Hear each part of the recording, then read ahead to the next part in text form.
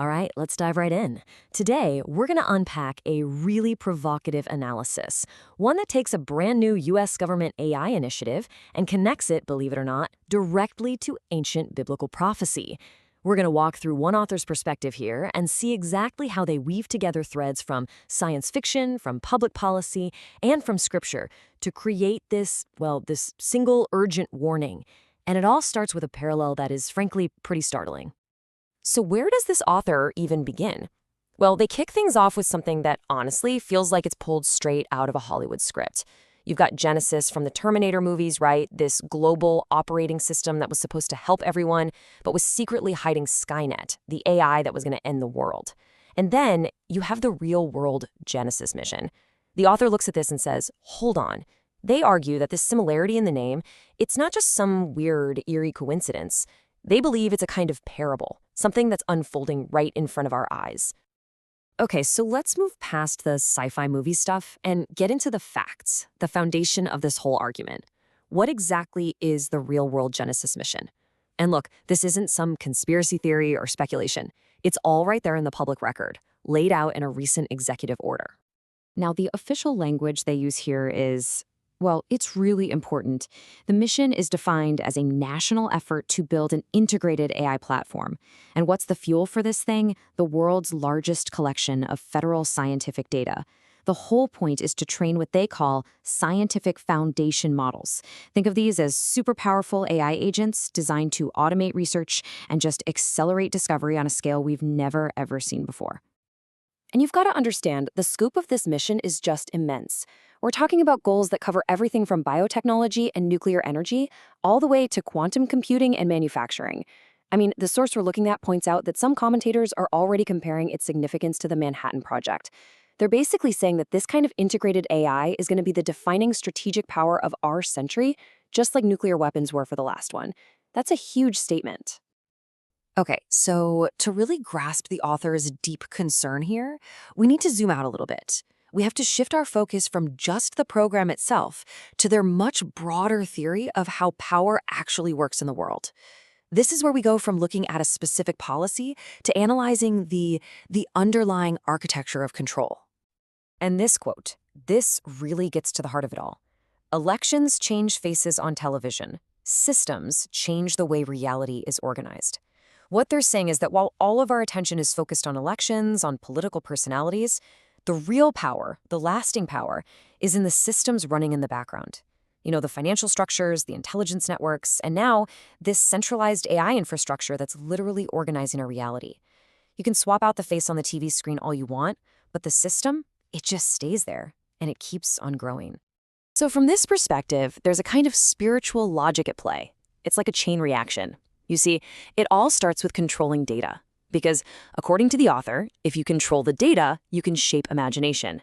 And if you can shape what people imagine, you can influence what they worship, what they give their ultimate attention and allegiance to. And what happens then? Well, that control over worship, that ultimately becomes control over destiny itself. And this is where the analysis takes a really significant turn. We're about to bridge today's cutting-edge technology with ancient biblical narratives. The author makes the case that what we're witnessing right now are patterns that were described thousands of years ago. And it all begins with what they call a Noah-like moment. Now, this is a crucial point in the author's interpretation. When they talk about the days of Noah, they're not just talking about a time of general wickedness or immorality. They're pointing to something much more specific, a time when humanity's knowledge grew way faster than its wisdom. In this view, people gained access to a kind of forbidden knowledge. They crossed boundaries set by God, and that is what led to a fundamental corruption of creation itself. And to make this point, the author uses this really powerful analogy to reframe that ancient temptation from the book of Genesis. That desire for godlike knowledge, you know, the promise that you will be like God, that's still here. But the tree of knowledge, it's not in a garden anymore. Today, it's in a data center. It's powered by quantum and nuclear infrastructure, and it's offering us access to insights and power that are just way beyond our moral capacity to handle. And this idea, it just keeps building.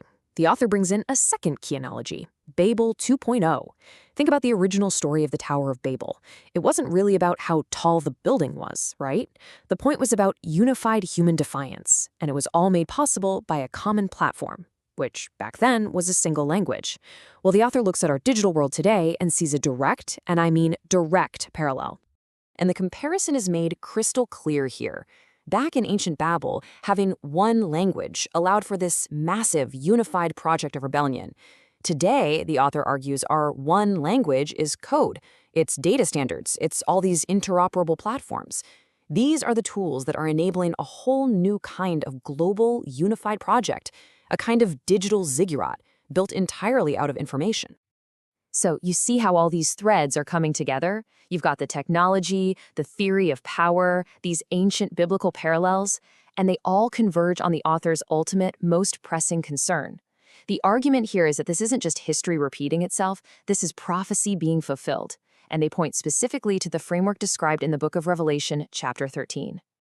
You know, for centuries, the mechanics of a system like the one described in Revelation, it all seemed like pure allegory. I mean, think about it. How could any regime enforce global economic and identity compliance? How could an image literally speak and command worship? It sounded impossible, but the author's point is that today, we don't have to imagine anymore. The combination of AI, biometrics, a cashless infrastructure, and automated enforcement, it provides a shockingly plausible technical blueprint for exactly that. Which, of course, brings us to the central, most provocative question in this whole analysis. Is the Genesis mission, and other initiatives just like it, the actual beast system that's described in Scripture? Now, the author's conclusion here is it's nuanced, but it's also pretty chilling. They're very careful. They don't dogmatically point and say this specific program is the system. No, instead, the argument is that these initiatives are building the architecture for it. It's like the nervous system of control is being assembled right now, so that some future figure won't have to invent it from scratch. They'll just inherit it. So, wow.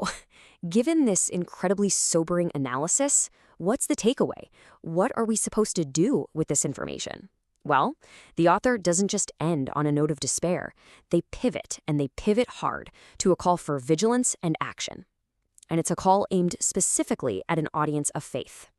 And the response they prescribe is basically fourfold.